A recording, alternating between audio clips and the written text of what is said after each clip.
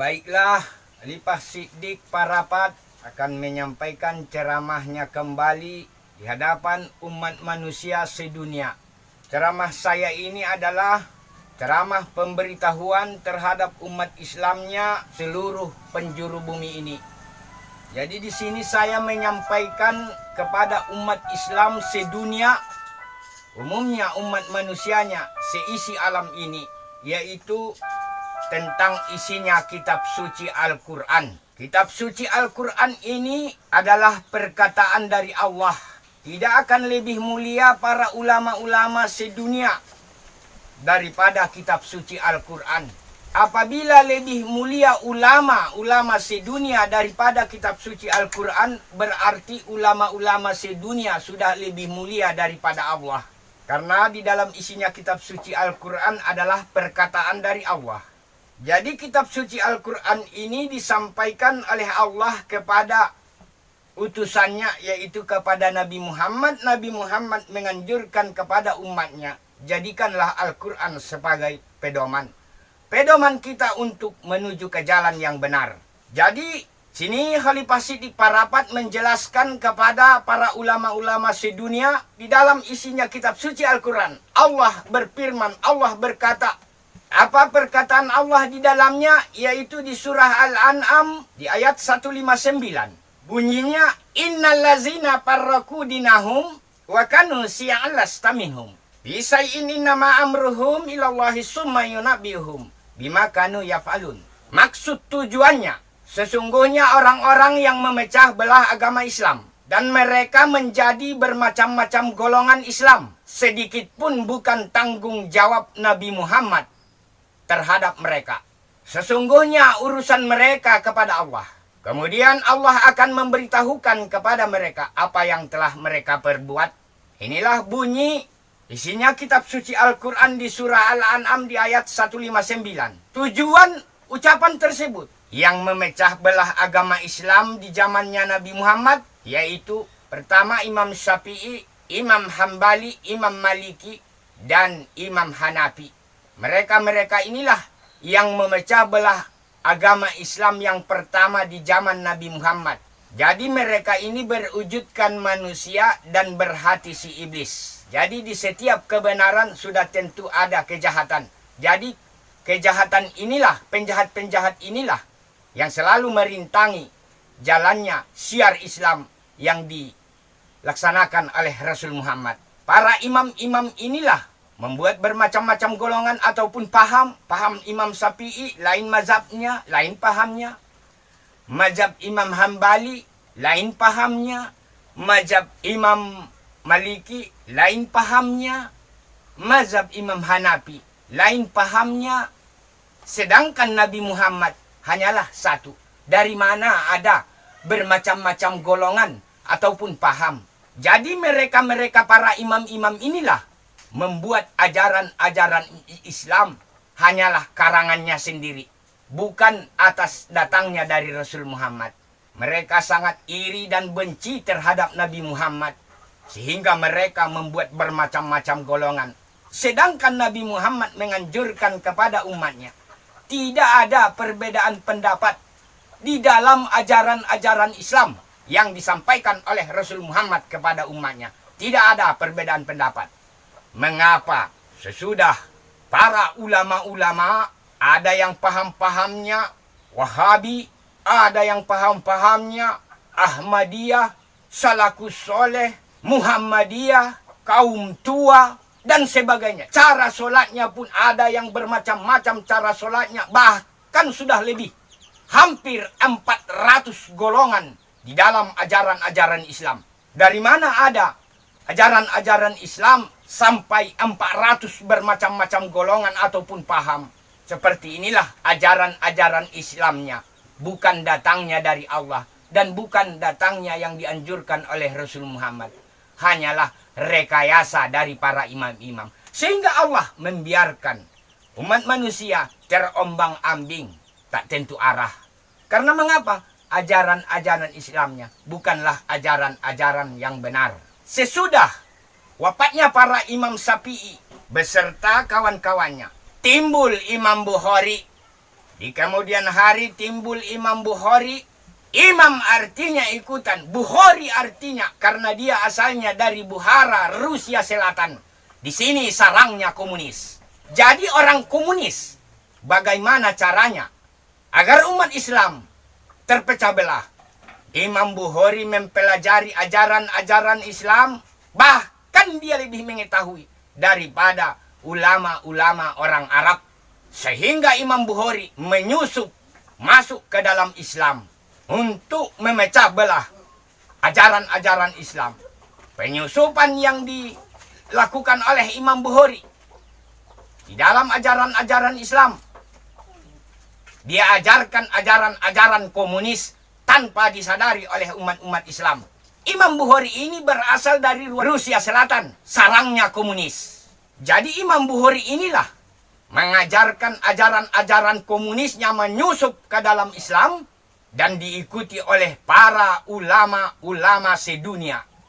Sehingga para ulama-ulama sedunia di zaman sekarang ini, mereka ingin bergerak menegakkan tentara merah, yaitu menegakkan komunisnya di bumi ciptaan Allah ini. Seluruh negara-negara Islam di Arab, bahkan sampai ke Asia Timur, Malaysia, Brunei Darussalam, Singapura, Indonesia, bahkan sampai ke negara Afrika, semua para ulama-ulamanya sudah berpaham komunis. Paham-paham mereka sudah paham-paham komunis.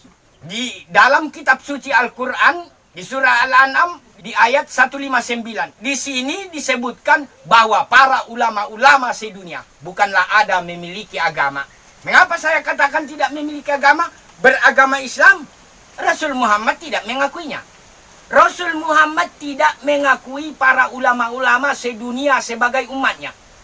Jadi ajaran para ulama-ulama sedunia, termasuk ulama-ulama di Indonesia, ajaran-ajarannya adalah ajaran-ajaran yang menyesatkan terhadap para pesantren se-Indonesia. Jadi ajaran-ajaran pesantren se-Indonesia adalah ajaran-ajaran yang sesat.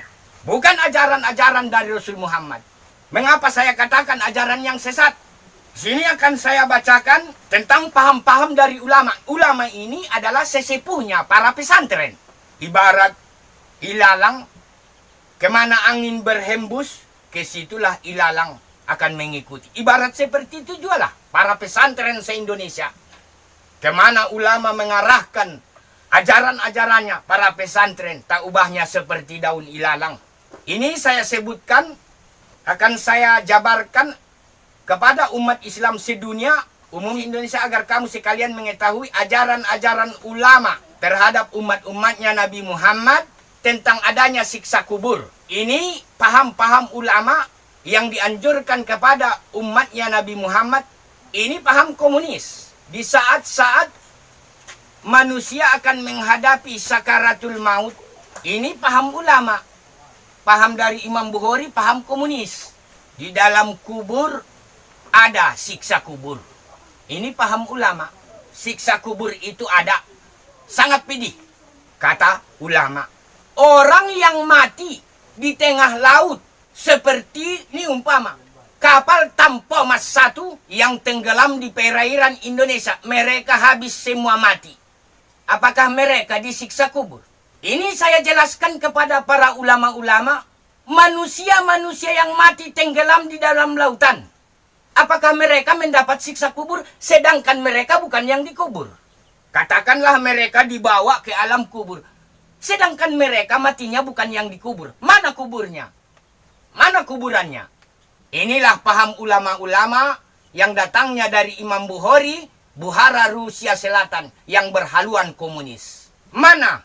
Kalau benar pendapat ulama ini ada siksa kubur, saya urutan pertama di seluruh dunia mendaftar terhadap ulama. Seandainya kelak saya mati di kemudian hari, saya berwasiat saya tidak mau dikuburkan karena siksa kubur ada. Buang saja mayat saya, bangkai saya ke laut. Lepas sudah siksa kubur. Karena saya bukan yang dikubur. Inilah paham-paham yang tidak benar yang dianjurkan oleh para ulama sedunia, terutama ulama se-Indonesia, terhadap umat-umatnya Nabi Muhammad. Sudah jelaskan, ajaran ulama ini ajaran komunis. Yang kedua, Para ulama-ulama menganjurkan ajaran-ajarannya terhadap umat Islam, yaitu umat-umatnya Nabi Muhammad, tentang jalan sirat. Mereka mengatakan sesudah manusia mati, di akhirat nanti umat Islamnya akan meniti di jalan sirat. Apabila yang tidak beriman semasa hidup di dunia akan tergelincir jatuh ke dalam api neraka. Apabila yang beramal soleh semasa hidup di dunia, dia akan mampu meniti jalan sirat. Dari mana ada jalan sirat di akhirat nanti? Sedangkan di akhirat nanti adalah penentuan. Di sini kedapatan dusta para ulama-ulama. Yang sebenar-benarnya jalan sirat itu ada di hadapan kita masing-masing selama semasa kita hidup di dunia. Di mana jalan siratnya? Yaitu di surah Al-Fatihah. Di situ lihat, ihdinas siratal mustaqim, tunjukilah kami jalan yang lurus. Jadi jalan yang lurus itu ada di hadapan kita masing-masing selama hidup di dunia. Dari waktu sholat ke waktu sholat yang lain, mampukah kita berbuat di jalan yang benar semasa hidup di dunia? Apabila kita mampu berbuat di jalan yang benar dari waktu sholat ke waktu sholat yang lain sampai akhir hayat kita, berarti kita sudah lulus di jalan sirat. Di akhirat nanti tinggal penentuan. Jadi jalan sirat itu ada di hadapan kita masing-masing. Mampukah kita berbuat di jalan yang benar semasa hidup di dunia? Di sini letaknya jalan sirat. Ini terdapat pembohongan para ulama-ulama sedunia. Ajaran-ajaran kamu, ajaran-ajaran yang sangat menyesatkan. Sehingga para pesantren se-Indonesia, umumnya sedunia, dapat kamu sesatkan ke jalan yang sesat. Ini yang kedua. Pembuktian yang ketiga. Ulama-ulama sedunia, terutama ulama-ulama se-Indonesia, menganjurkan ataupun menyampaikan ajaran-ajaran Islam yang sesatnya kepada umat-umatnya Nabi Muhammad, yaitu tentang Nabi Muhammad di saat Isra Mi'rajnya Nabi Muhammad dari Masjidil Haram ke Masjidil Aqsa Palestina. Sesudah di Palestina, Nabi Muhammad berangkat ke aras Sidratul Muntaha dengan Jibril menjemput sholat. Di sini bohongnya para ulama-ulama. Sesudah selesai menjemput sholat, Nabi dan malaikat Jibril turun ke bumi. Di tengah jalan, Nabi Muhammad melihat ada orang yang disiksa. Nabi Muhammad bertanya kepada Jibril, "Wahai Jibril, itu orang mengapa disiksa?" "Oh, karena dia banyak dosa-dosanya semasa hidup di dunia." "Disiksanya di mana itu ya Jibril?" "Di neraka." Di sini pembohongan para ulama-ulama. Nabi Muhammad melihat ada orang disiksa di dalam api neraka. Ini paham ulama yang dianjurkannya kepada umatnya Nabi Muhammad. Dari mana ada manusia disiksa di dalam api neraka? Di sini ketahuan bohong kamu. Inilah bohong ulama ajaran dari komunis. Dari mana ada manusia disiksa di neraka, sedangkan dunia belum dikiamatkan. Dan Rasul Muhammad belum membuka pintu hisab. Dari mana ada manusia disiksa di dalam api neraka? Mengapa manusia ini mendahulu-dahulukan berangkat ke neraka? Ingin disiksa di dalam api neraka. Di sini kebohongan kamu. Masih banyak lagi yang tidak sempat saya ceritakan ataupun saya jabarkan tentang paham-paham komunisnya para ulama-ulama sedunia, terutama ulama-ulama se-Indonesia. Masih banyak lagi. Tentang sholat. Sedikit pun kamu sholatnya tidak benar. Tidak ada yang benar. Sholat kamu bukanlah sholat Islam. Masih banyak lagi. Inilah para ulama-ulama sedunia, terutama ulama-ulama se-Indonesia, menyesatkan para pesantren se-Indonesia. Sudah jelaskan penjelasan saya terhadap isinya kitab suci Al-Quran, firman Allah, perkataan Allah. Di sini para ulama-ulama sedunia, terutama ulama se-Indonesia, bukanlah ada kamu memiliki agama. Ini Al-Quran, perkataan dari Allah. Allah tidak akan pernah berdusta, karena Allah telah menyampaikannya secara langsung kepada saya, sehingga sanggup mengkafirkan kamu sekalian.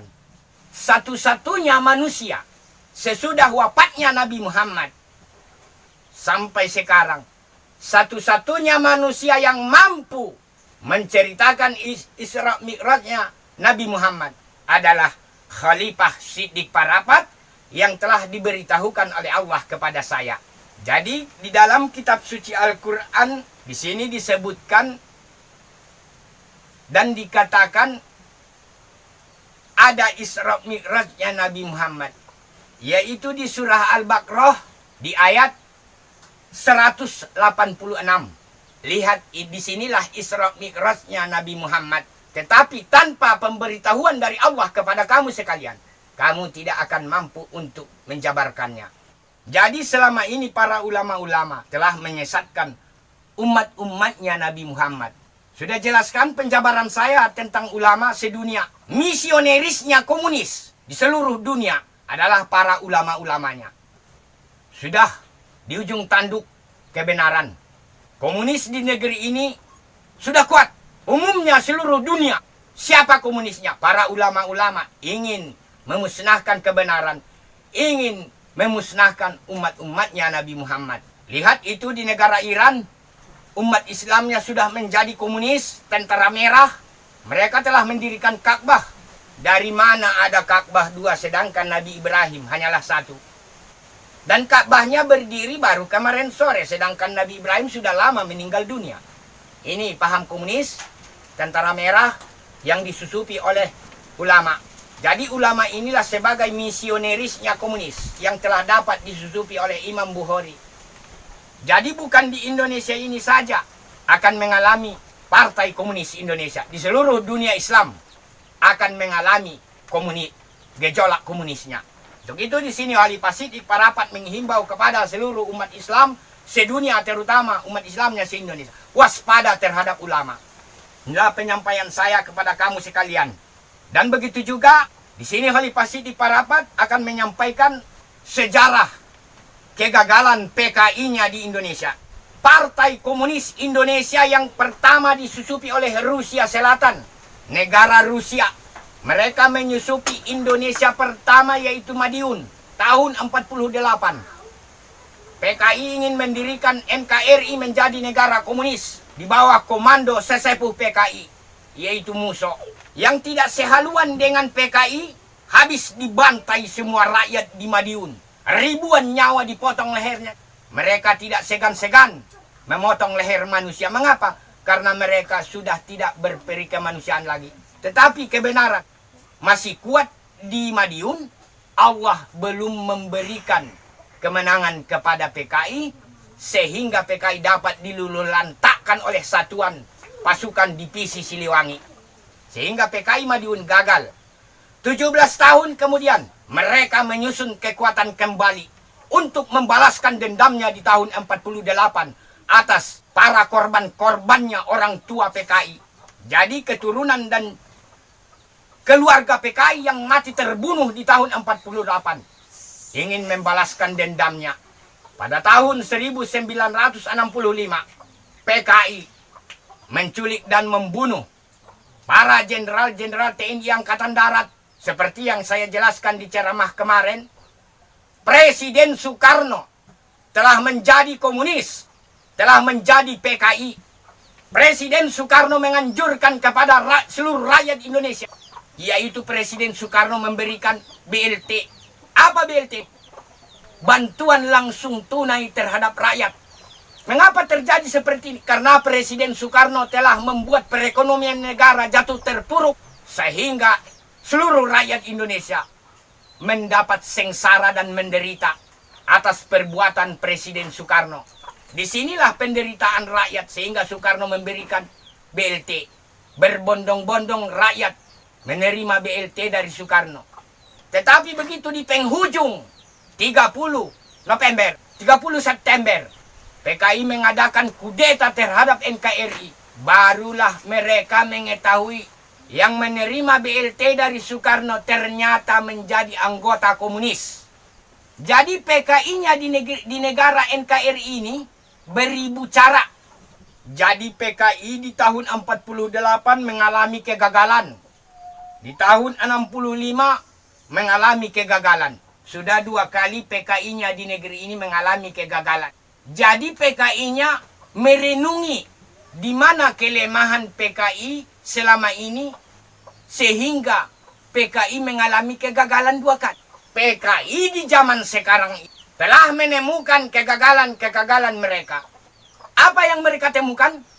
Ternyata di tahun 48 kelemahan PKI tidak mengikut sertakan para pimpinan-pimpinan seluruh agama-agama di Indonesia.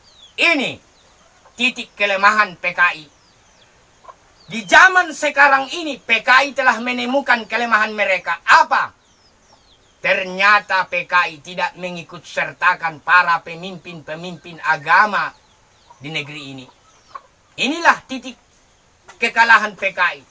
Tetapi di zaman sekarang ini PKI telah mengikut sertakan para pimpinan-pimpinan agama di negeri ini. Seperti PKI telah menyusupi Majelis Ulama Indonesia. Lihat perkataan Maruf Amin, Wakil Presiden RI yang pernah menjabat sebagai orang terpenting di Majelis Ulama Indonesia. Telah berucap di internet, Al-Quran dianggapnya sebagai pembuat radikal, pembuat kejahatan. Ini ucapan Maruf Amin berbau komunis dari Majelis Ulama Indonesia. Ini Maruf Amin ulama besar dari MUI. Tetapi penghidup PKI di negeri ini dari ulama besar juga. Yaitu dari PBNU pengurus besar Nahdlatul Ulama. Yaitu Gus Dur. Inilah satu-satunya dari ulama besar dari PBNU pertama menghidupkan PKI di negeri ini sesudah lengsernya Presiden Soeharto. Jadi selama 20 tahun PKI di negeri ini sudah terpupuk subur. Khalifah Siddiq Parapat menghimbau kepada para telik sandinya di seluruh negeri ini, para badan intelijen negara di seluruh negeri ini, tolong para bin di negeri ini yang masih setia terhadap bangsa dan negara, tolong diselidiki para pesantren-pesantren terkemuka, pesantren-pesantren yang mapan di seluruh negeri ini. Apakah mereka telah mengadakan kegiatan-kegiatan latihan militer rahasia? Tolong, demi keutuhan terhadap bangsa dan negara. Karena PKI telah berhasil menyusup ke tubuh organisasi Majelis Ulama Indonesia.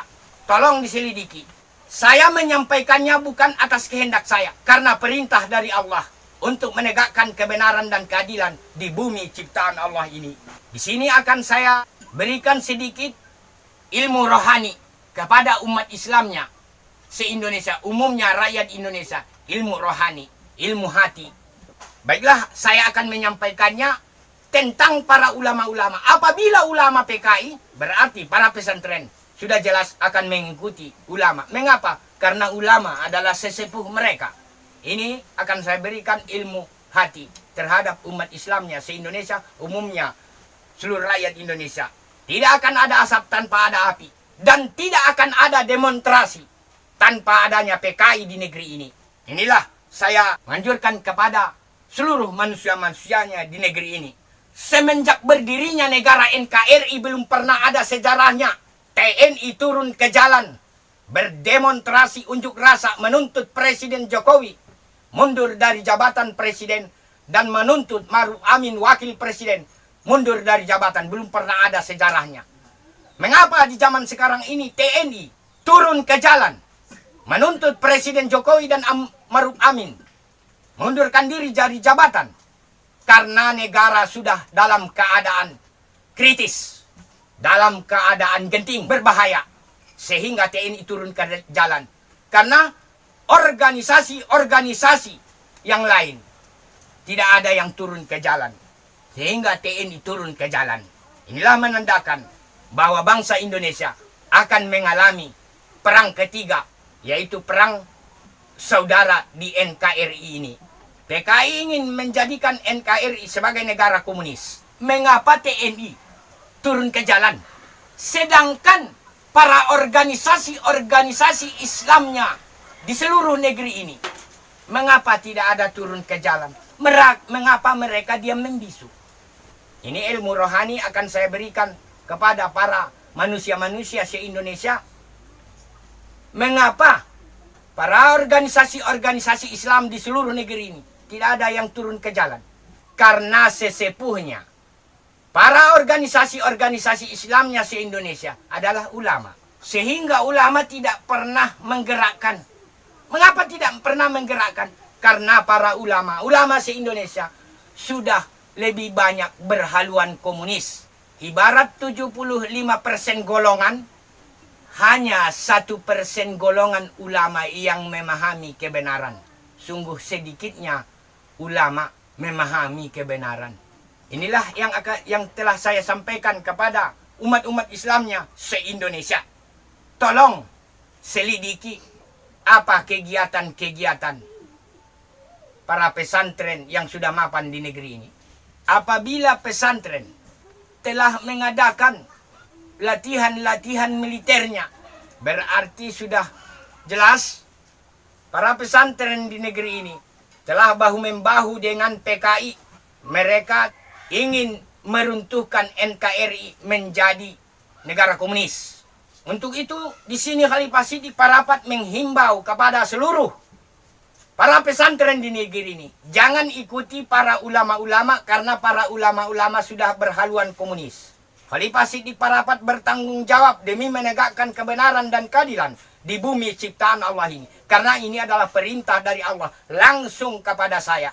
Jadi, apabila perintah kebenaran, kebenaran tidak akan takut sekalipun nyawa taruhannya. Kebenaran harus ditegakkan di negara NKRI, umumnya negara-negara Islam sedunia. Karena umat Islam sedunia sudah dalam keadaan bahaya. Bahaya dari komunis. Bukan di Indonesia ini saja. Sehingga Allah telah memerintahkan kepada saya akan menjadi penguasa dunia. Inilah penjabaran saya kepada kamu sekalian. Waspada dengan ulama.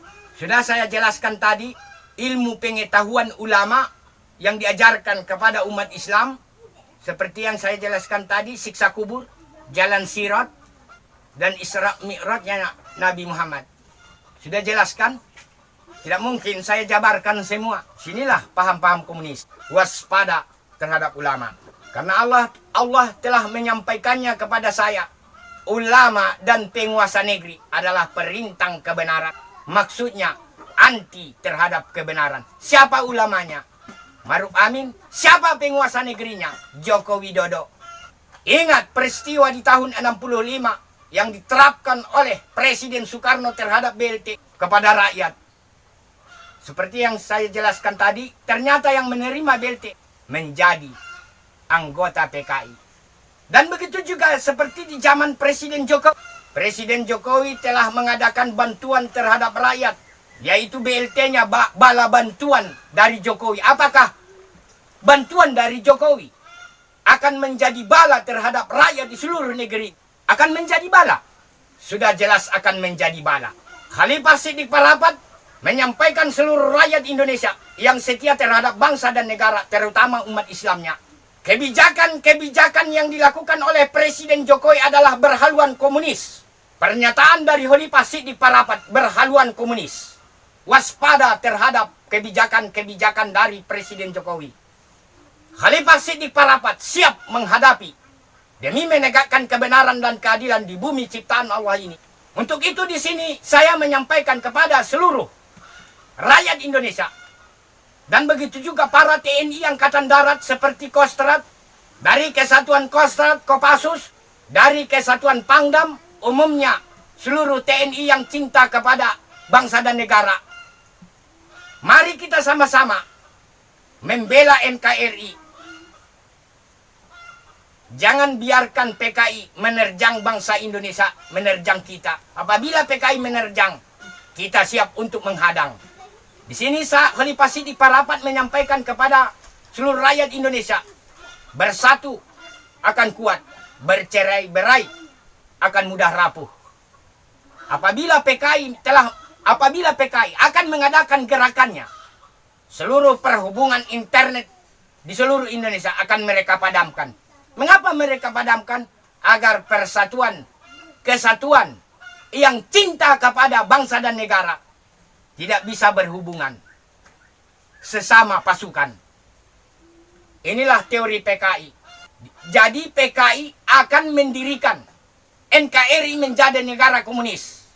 Mari kita lihat sebagai contoh di negara-negara luar Komunis pertama di negeri ini adalah Rusia, Uni Soviet.